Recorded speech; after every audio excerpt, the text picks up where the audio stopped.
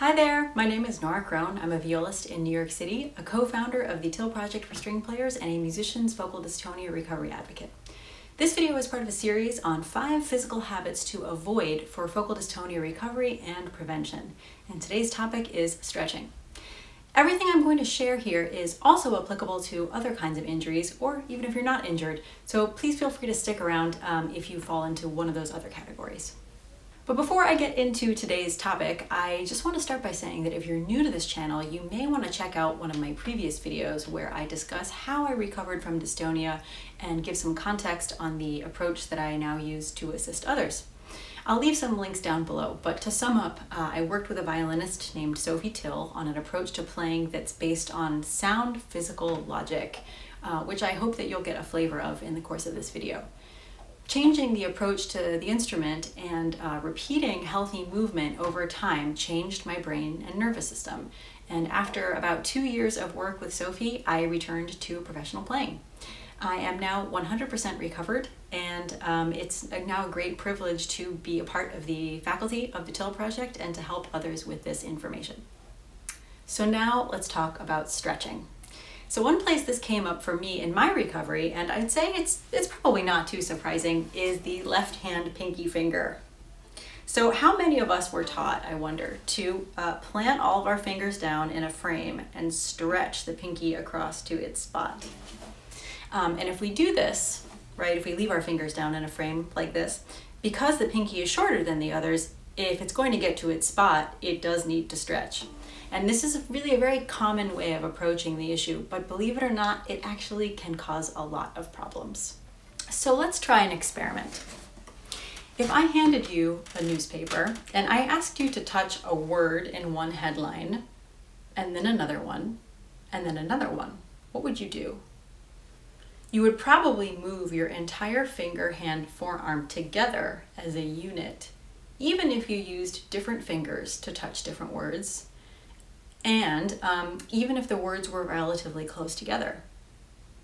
It's quite unlikely, actually, that you would leave a finger stuck to the old word and then stretch across to the new one. Feels kind of strange to do it that way, doesn't it? And actually, let's do this with your right hand. If you do just that with your pinky, meaning if you leave your third finger planted and then stretch out the pinky, you'll probably notice a few things. First of all, it doesn't really feel very good. And second, the pinky is very weak in this state. If you just go back to hopping around your imaginary newspaper, the way you did before, notice that when we do it like this, the fingers feel relatively equal, right? In contrast to the stretch. They feel relatively equal this way, even though some are bigger and some are smaller, because when we do it this way, each one has the support of the forearm, wrist, and hand behind it. So the finger itself is completely supported, and it actually has to do very little. So if you wanted to feel, the ink of that newspaper under your fingers a little bit more deeply, you would send a little more energy through the entire finger, hand, forearm unit and engage a little more deeply with the surface. You can also sort of feel how you can be at the skin level of your arm, and then you can feel the muscle level and even the bone level. Yeah. And the reason that this works is because of this beautiful innate structural alignment of all of the fulcrums in this whole unit. So each piece of this structure is sound because of the soundness of the structure behind it. In contrast, when the pinky is stretched out, all of these fulcrums in the finger are no longer aligned with the support behind them. They're actually reaching away from the source of their support, which is the hand and forearm, which feels very weak and unstable. And especially in the case of the pinky, this was definitely true for me, the palm of the hand behind the finger may even start to collapse. It's kind of like struggling to reach something on a top shelf with our arm fully extended, right? We can't hold things very well from here. We feel pretty weak and we feel pretty unstable. So what do we do instead of reaching? We use something, usually a chair or a stool, to bring ourselves close enough to the object to engage with it stably. In the case of the pinky, what we need to do is let go of the old finger and use something called walking hand and arm to bring the pinky comfortably to its spot with the full support of the forearm and hand lined behind it.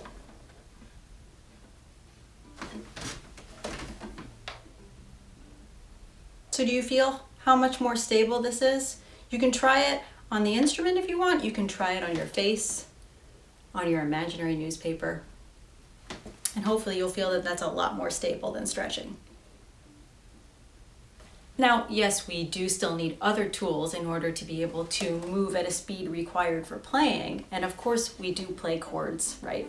But a fundamental principle of healthy technique is that in order for each part to do its job according to its design, no more and no less, the finger, hand, and forearm need to operate as a unit.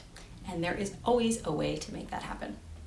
Now let's take a look at how stretching sometimes comes up in the right hand, which is stretching the fingers apart. And one place that this comes up a lot is with kids, right? If you ask a child to hold a bow horizontally with no support under this end, they'll probably splay out their fingers like this to get more of a hold on it and keep it from dropping. I know that I used to ask my students to hold the bow this way all the time. But if I asked you to pick up a pencil in contrast, very few of you would probably spread your fingers apart to do it. Now, it's true, the bow is a lot longer and heavier than a pencil, but something that we often overlook in our teaching and even for ourselves is that the hand is actually only holding it partially because the instrument is also holding it up. So there's actually really no way for it to fall unless we let go. So if you pick up a pencil normally and then stretch your fingers apart on it, what do you feel? Do you notice how much tension this causes in the wrist and in the forearm? And how do the fingers feel? And the palm? Probably pretty stiff and rigid. Now go back to holding it normally. Do you feel how much easier it is to control the trajectory of our movements this way? And how the soft springiness in the fulcrums, that is our joints, our palm, makes it possible to control the depth of our writing or shading? So now try it on the bow, but with your left hand supporting the stick.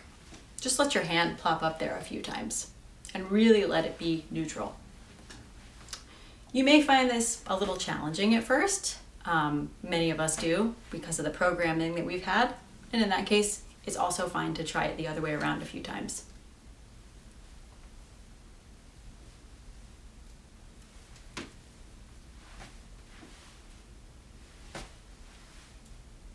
And hopefully you'll notice that there's really no reason for our fingers to stretch apart.